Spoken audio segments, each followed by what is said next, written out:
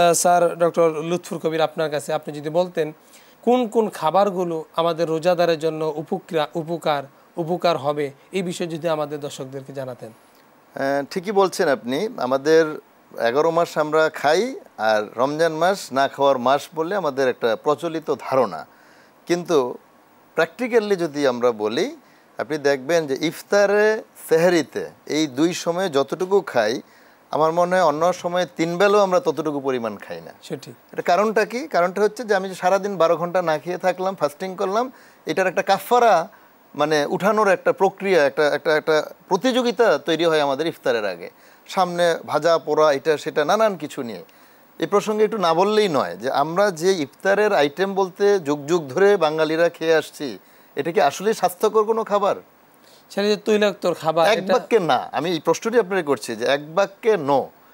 আপনার সকল ধরনের ভাজা পোড়া তৈলাক্ত খাবার অবশ্যই বর্জন করতে হবে। শরীর, আপনি 12-14 ঘন্টা না খেয়ে থাকছেন, আপনার শরীরের দরকার প্রচুর পরিমাণ পানি। সেই সময় আপনার হাইলি হাইপার অ্যাসিডিটি যেটাকে আমরা বলি, গ্যাস্ট্রিক সিক্রেশন হচ্ছে, হাইড্রোক্লোরিক অ্যাসিড সিক্রেশন হচ্ছে।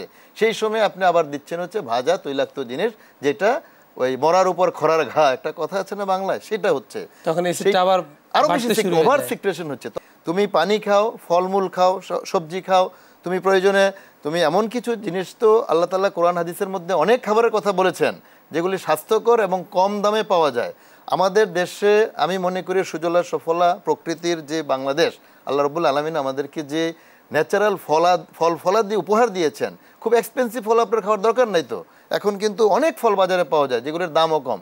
আমি একটা সহজ ফলের নাম বলি, 50-60 টাকা কেজি বড়ই পাওয়া যায় কিনতে। আপনি একটা 4টা বড়ই খেলে আপনার এটার যে জলীয় অংশ এবং এটার যে নিউট্রিয়েন্টস, পুষ্টিগত উপাদান এটার মধ্যে আছে, আপনার ইফতারের জন্য যথেষ্ট।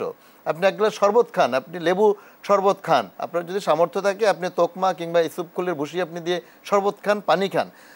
আল্লাহর রসুল হাদিসে বলেছেন যে তোমরা এমনভাবে খাও, তোমার 3 ভাগের 1 ভাগ তুমি খাবার দ্বারা পেটটাকে পূরণ করো, 1 ভাগ পানি দ্বারা পূর্ণ করো, আর একটা অংশ খালি রাখো। কেন খালি রাখার কথা বলেছে?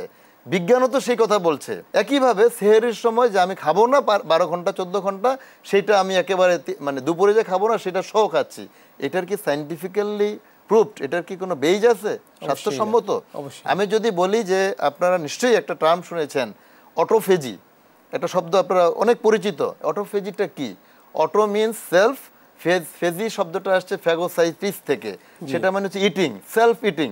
আমরা যে 12-14-15 ঘন্টা না খেয়ে থাকছি, এর ফলে শরীরের যে অপ্রয়োজনীয় উপাদানগুলি আছে, অপ্রয়োজনীয় কোষগুলি আছে, শরীর নিজেই সেগুলোকে অ্যানগাল্ফ করছে, নিজেই নিজেকে খেয়ে ফেলছে এবং এটাকে বডি থেকে নিষ্কাশন করছে। খুব সিম্পল। সপ্তাহে 2 দিন আল্লাহর রাসূল রোজা রাখতেন, সোমবার এবং বৃহস্পতিবার, এবং মুহররম মাসে রোজা রাখতেন, বিভিন্ন সময় বরাকাতের দিন। জি স্যার, আমরা এই অটোফেজি সম্পর্কে বিস্তারিত জানবো।